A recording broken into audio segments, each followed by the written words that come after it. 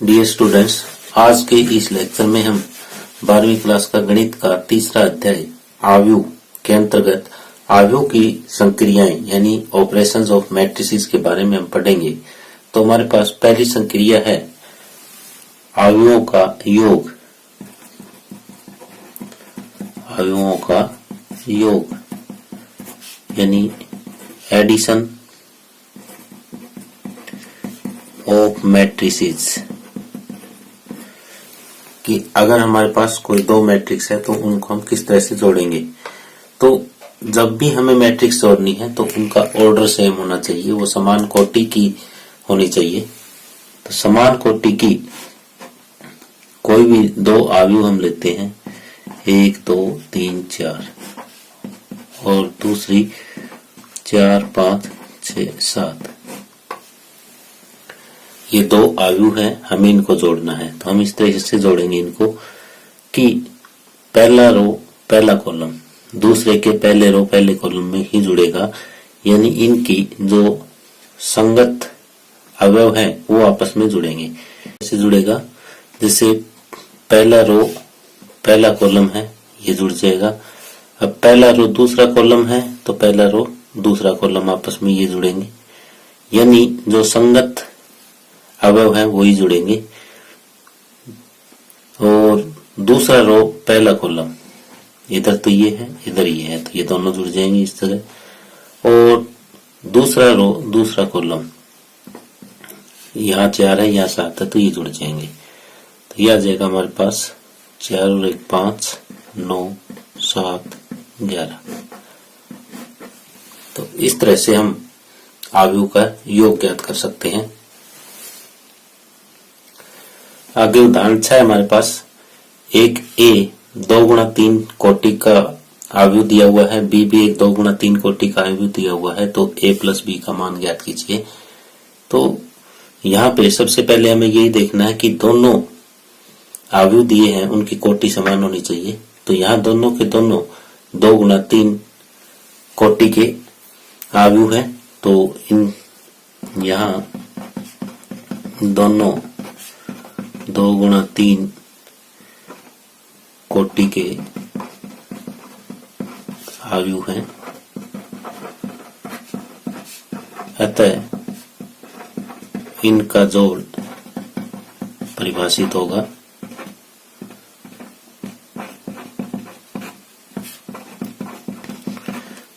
जोड़ हम इस तरीके से ज्ञात करेंगे इनका।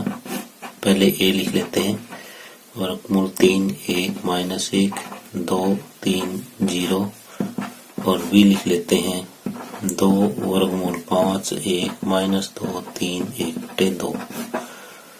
अब इनके जो संगत अवयव है उनको जोड़ देंगे। 1 प्लस वर्गमूल 5 minus 1 plus 1 2 minus 2 3 plus 3 0 plus 1/2। ये आ जाएगा वर्गमूल 3 प्लस 2 0 1 प्लस वर्गमूल 5 6 और यहाँ पे 0 और 1/2। तो इस तरह से हम इनको जोड़ सकते हैं। हमें एक बात का और भी ध्यान रखना है कि अगर अलग अलग कोटि के आव्यूह है तो वो नहीं जुड़ेंगे। जैसे मान लिया ये 2 गुणा 2 का आव्यूह है और ये 2 गुणा 3 का आव्यूह है, ये ए के बराबर ये बी के बराबर। तो यहाँ ए प्लस बी नहीं ज्ञात किया जा सकता।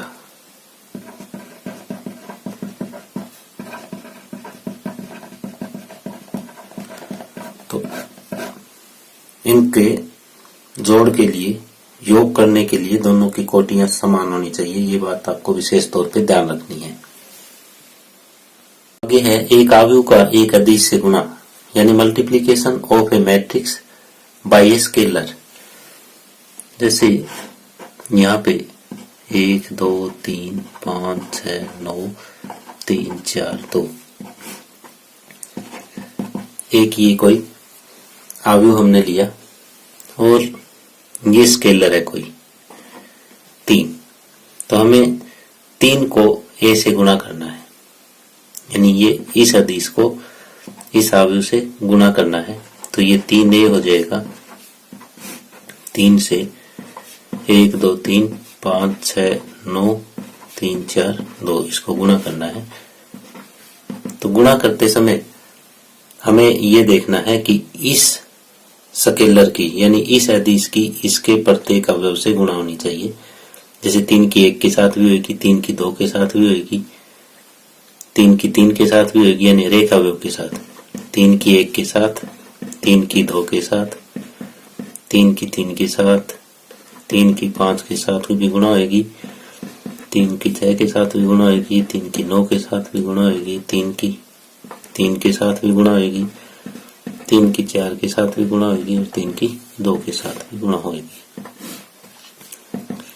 अब ये 3 एकम 3 दूनी 6 3 9 15 18 27 9 12 और 6।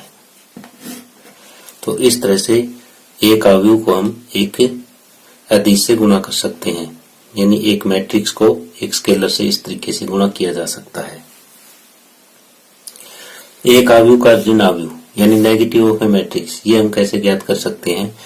जैसे कोई हमारे पास अवयव ए है और इसका हमें ऋण अवयव ज्ञात करना है,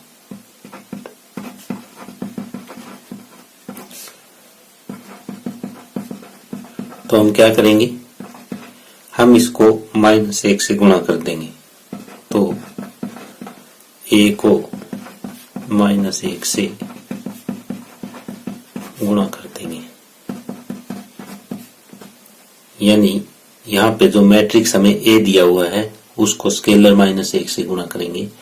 तो जैसे a है 3 4 5 6, तो हमें -1 ज्ञात करना है। तो ये हो गया -1 3 4 5 6, यानी -3 -4 -5 -6।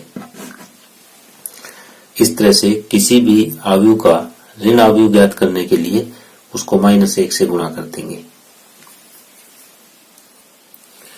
आगे है अवयवों का अंतर यानी डिफरेंस ऑफ मैट्रिसेस। जिस तरह से हमने अवयवों का योग किया था उसी तरह से अवयवों का अंतर ज्ञात किया जा सकता है। इसके लिए भी दोनों समान कोटि के होने आवश्यक हैं। तो इसके लिए हम समान कोटि के 2 अवयव लेते हैं, 2 3 9 7। ये 2 गुणा 2 कोटि का है और यहाँ पे 1 5 13 और 25, यानी ये भी 2 गुणा 2 कोटि का है। जब ये समान कोटि के हैं हम तभी अंतर ज्ञात कर सकते हैं, अदरवाइज अंतर ज्ञात नहीं कर सकते। अब जैसे जोड़ में इन दोनों को जोड़ा था तो अंतर में ये घट जाएंगे, 2 3 9 7 -1 5 13 25। तो जो इनके संगत अवयव है वो आपस में घटा देंगे। 2 में से 1 घट जाएगा 1, 3 में से 5 घट जाएंगे -2, 9 में से 13 घट जाएगा -4 और 7 में से 25 घट जाएगा -18। तो इस तरीके से हम अवयवों का अंतर ज्ञात कर सकते हैं। आगे उदाहरण 7 है, यदि a बराबर एक अवयव दिया हुआ है 2 गुणा 3 का, b भी एक 2 गुणा 3 का अवयव दिया है, तो 2a - b ज्ञात कीजिए। तो हम 2a - b ये ज्ञात करना चाह रहे हैं। तो 2 a का मान रख देंगे 1 2 3 2 3 1 और माइनस में b का मान रख देंगे 3 -1 3 -1 0 और 2। तो ये एक अदिश की एक अवयव से गुणा है तो प्रत्येक अवयव से गुणा हो जाएगी 2 की। तो 2 4 6 4 6 2। अब इसमें से 3 माइनस 1 3 माइनस 1 0 2 ये घट जाएगा। तो सिंपल उसी तरीके से घटा सकते हैं संगत अवयवों में से। 2 माइनस 3 4 माइनस माइनस प्लस हो जाएगा। 4 प्लस 1 6 माइनस 0 6 माइनस 3 2 माइनस 2 ये बन जाएगा -1 5 5 6 3 और 0। इस तरह से हमने ये 2a माइनस b की वैल्यू ज्ञात की। अब आगे उदाहरण 8 है। यदि a बराबर हमें कोई अवयव दिया हुआ है 3 गुणा 2 का और b एक दूसरा अवयव 3 गुणा 2 का दिया हुआ है, साथ में दिया है कि 2a प्लस 3x बराबर 5b हो, तो अवयव x का मान ज्ञात करें। तो हमें ये दिया हुआ है कि 2a प्लस में 3x बराबर 5b। तो हम दोनों तरफ एक बार 2a घटा देते हैं क्योंकि हमें x की वैल्यू चाहिए। 2a प्लस 3x, इधर भी 2a घटा दिया, इधर भी 2a घटा दिया। अब योग क्रम विनिमय का नियम, तो हम इसको आगे पीछे लिख सकते हैं। 2a minus 2a plus 3x बराबर 5b माइनस 2a। ये क्रम विनिमय नियम हमने यहाँ पे लगाया। अब 2a minus 2a zero matrix plus में 3x बराबर 5b माइनस 2a। ये क्यों लिखा? क्योंकि माइनस 2a का प्रतिलोम है। अब ये योगात्मक तत्समक है, तो इसको इसमें जोड़ने पे कोई फर्क नहीं पड़ेगा। 5b माइनस 2a क्योंकि 0 1 योगात्मक तत्समक है।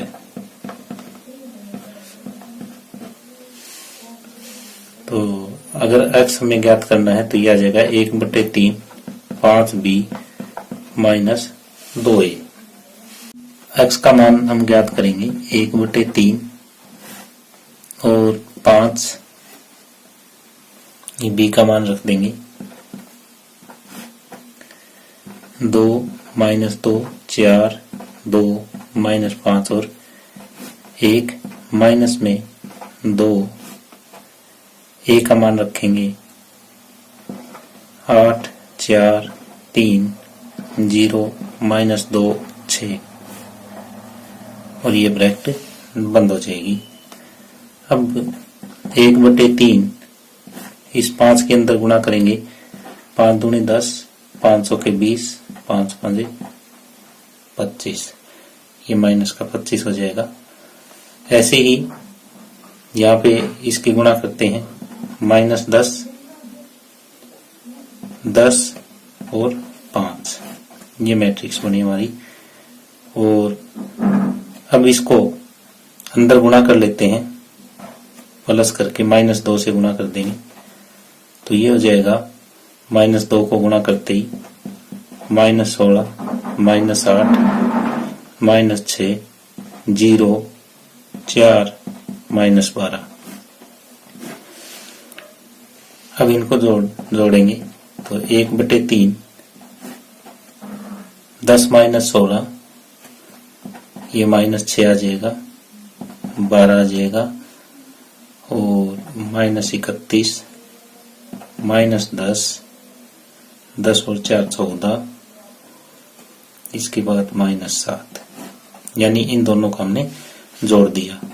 अब ये बाहर 1/3 है तो प्रत्येक अवयव को 1/3 से हम गुणा कर देंगे। तो ये बन जाएगा -2 -10/3 12/3 4 14/3 -31/3 और -7/3। इस तरह से ये x का मान हमें प्राप्त हो गया। नंबर 9 है x तथा y ज्ञात कीजिए। यदि x प्लस y हमें एक अवयव दिया हुआ है 2 गुणा 2 कोटि का तथा x माइनस y दूसरा अवयव दिया है वो भी 2 गुणा 2 कोटि का है, तो हमें x और y की वैल्यू ज्ञात करनी है। एक बार तो हम इन दोनों को जोड़ देते हैं। अगर इन दोनों को हम जोड़ते हैं तो y हमारा खत्म हो जाएगा और x की वैल्यू आ जाएगी, और दूसरी बार हम इसको घटा देंगे तो हमारे पास y की वैल्यू आ जाएगी। x plus y plus x minus y, इसको और इसको दोनों को जोड़ते हैं तो x प्लस वाई का मान लिख दिया, यहाँ x माइनस वाई का लिख देंगे। अब x प्लस x ये 2x हो जाएगा और y यहां से जीरो मैट्रिक्स बन जाएगा। ये है 5 प्लस 3 0 प्लस 0 2 प्लस 6 9 माइनस 1 यानी 8 0 8 और 8 यानी 2x बराबर ये आया 8 8 0 8। हमें x की वैल्यू चाहिए। x की वैल्यू 1/2 8 0 8 8 आ जाएगा और 1/2 से इसको गुणा करेंगे तो 4 4 0 4। ये x की वैल्यू आई। अब हमें y का मान ज्ञात करना है, तो जो पहला अवयव x प्लस वाई दिया है इसमें से दूसरा अवयव हम घटा देंगे तो ये हो जाएगा 5 2 0 9 माइनस 3 6 0 माइनस 1। ये हो जाएगा x plus y minus x plus y बराबर 5 0 2 9 प्लस -3 -6 0 1। इस माइनस को हमने अंदर गुणा कर दिया। x माइनस x ये 0 अवयव हो जाएगा 2y बराबर 5 -3 0 माइनस 0 2 माइनस 6 9 प्लस 1। ये हो जाएगा 2 0 -4 और 10। ये 2y की वैल्यू आई, ये 2 0 -4 और 10। हमें y चाहिए तो y आ जाएगा 1/2 2 -4 0 और 10। 2 से भाग देंगे 1 0 -2 और 5। तो इस हिसाब से हमारा उदाहरण नंबर 9 कंप्लीट होता है। तो हमने इसमें क्या किया, हमने इसमें सबसे पहले जो 2 अवयव दिए थे वो जोड़ दिए, x का मान आ गया, फिर पहले अवयव में से दूसरा अवयव घटा दिया तो y का मान आ गया। आगे उदाहरण नंबर 10 है, निम्नलिखित समीकरणों से x तथा y के मानों को ज्ञात कीजिए। हमें एक अवयव दिया हुआ है, बार एक अदिश 2 से गुणा है और उसमें एक और अवयव जुड़ा हुआ है और ये एक अवयवों का समीकरण दिया हुआ है और हमें यहाँ पे x और y के मान ज्ञात करने हैं। तो पहले ये जो अदिश दिया हुआ है इसके अंदर गुणा करेंगे। ये हो जाएगा 2x 7 दूनी 14 5 दूनी 10 2y माइनस 6 प्लस में ये है 3 1 -4 और 2 बराबर 7 15 6 और 14। अब इन दोनों को जोड़ें तो जो संगत अवयव है उनको जोड़ेंगे। 2x plus 3, 14 plus 1, 10 minus 4, 2y minus 6 plus 2, और ये हो जाएगा 7, 15, 6 और 14 के बराबर। अब यहाँ पे इसको थोड़ा और सोल्व करते हैं। 2x प्लस 3, 6, 14 और 1 15, 2y माइनस 4, और ये हो जाएगा 7, 6, 15 और 14। अब इनके जो संगत अवयव है उनको हम बराबर कर देंगे समानता की परिभाषा के अनुसार। तो 2x प्लस 3 बराबर 7, 6 बराबर 6 है, 15 बराबर 15 है, और 2y माइनस 4 बराबर 14। तो 2x बराबर 7 माइनस 3, 2x बराबर 4 और x की वैल्यू 4/2 बराबर 2 आ जाएगी। इसी तरह से हम y का मान ज्ञात कर सकते हैं। 14 प्लस 4 18, और y की वैल्यू 18/2 यानी 9 आ जाएगी।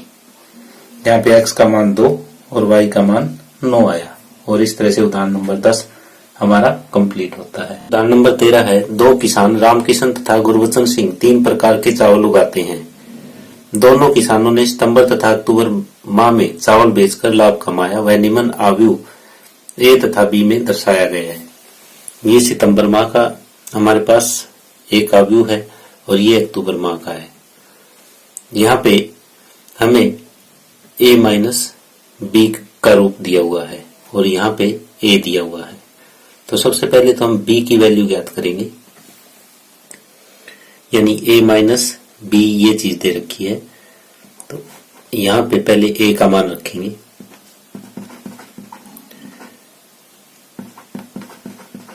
ये 50,000, 20,000, 30,000, 30,000 और 10,000 माइनस बी बराबर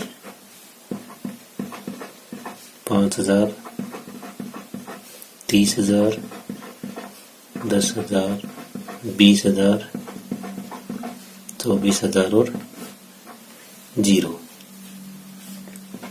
अब माइनस बी के बराबर आ जाएगा, ये उधर जाके माइनस हो जाएगी। 5,000, 30,000, 10,000, 20,000, 24,000, 0 माइनस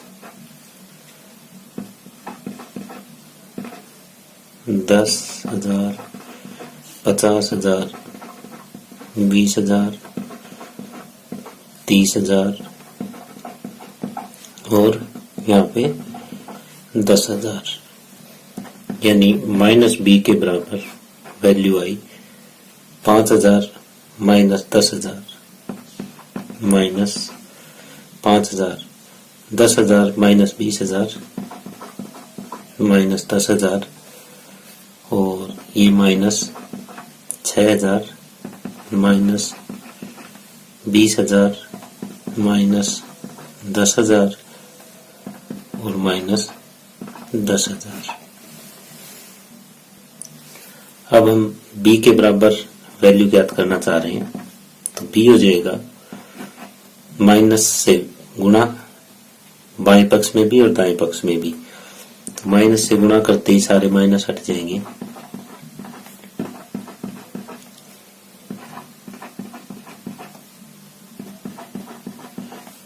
और ये 10,000 आ जाएगा यहाँ पे।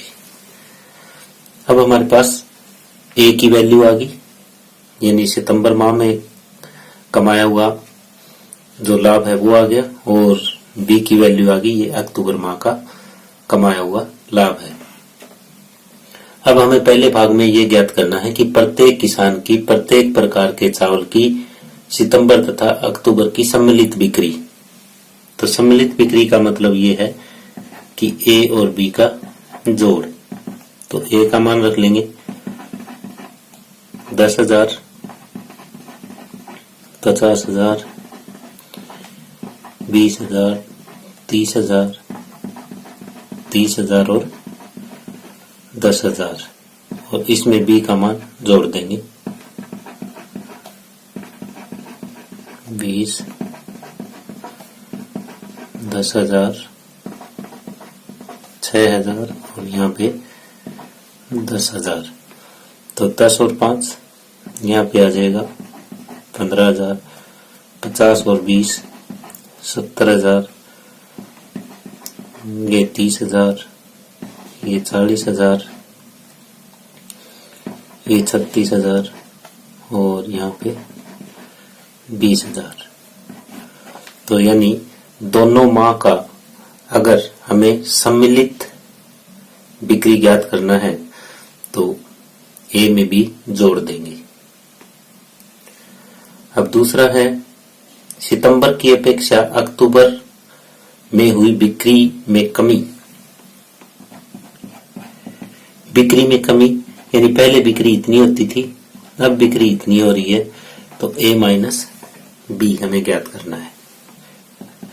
तो ए की वैल्यू तो ये है ही, ये बी की है, तो ए माइनस बी हम ज्ञात कर देंगे कि 10,000 माइनस 5,000 5,000 हो जाएगा, ये 30,000 आ जाएगा। यानी पहले ए का मान रखना है, फिर बी का मान रखना है, फिर ए में से बी घटा देना है, तो ये उत्तर आ जाएगा आपका 10,000, 20,000 और 24,000 0। यानी ये सितंबर और अक्टूबर माह का डिफरेंस आया। अब तीसरा भाग कहता है यदि दोनों किसानों को कुल बिक्री पे 2% लाभ मिलता है तो अक्टूबर में प्रत्येक प्रकार के चावल की बिक्री पर प्रत्येक किसान को मिलने वाला लाभ ज्ञात करें। तो ये हम अभी करते हैं। भाग है यदि दोनों किसानों की कुल बिक्री पर 2% लाभ मिलता है तो अक्टूबर माह की बिक्री पर मिलने वाला प्रत्येक प्रकार के चावल पर लाभ ज्ञात कीजिए। यानी अक्टूबर माह जो हमें आयु बी दिया हुआ है वो अक्टूबर माह का ब्यौरा है, तो हमें यहाँ पे बी का 2% ज्ञात करना है। यानी 2/100 गुणा में बी, और ये हो जाएगा 1/50 बी, यानी 1/50 और यहाँ बी का मान आ जाएगा 5,000, 20,000, 10,000, 10,000, 6,000 और 10,000। तो ये 50-50 से भाग दिया जाएगा। तो इस पे जो पहले पे लाभ है वो 100 रुपये, यहाँ पे 400, यहाँ पे 200, 200, 120 और 200।